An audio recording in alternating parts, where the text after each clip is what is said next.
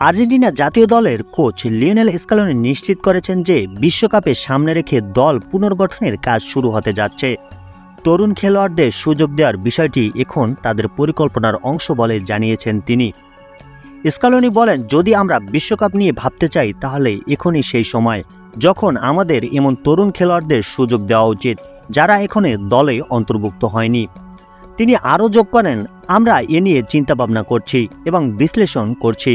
দলের মূল কাঠামো এখনও আছে, তবে এমন কোনো তরুণ খেলোয়াড়কে বিবেচনা করব না যে অবদান রাখতে পারবে না। এছাড়া তিনি বলেন, আমরা বিশ্বাস করি এটি সঠিক মুহূর্ত এবং আমরা পরবর্তী স্কোয়াড ঘোষণার আগে সিদ্ধান্ত নেব যে আমরা এই পরিকল্পনা এগিয়ে নেব কিনা।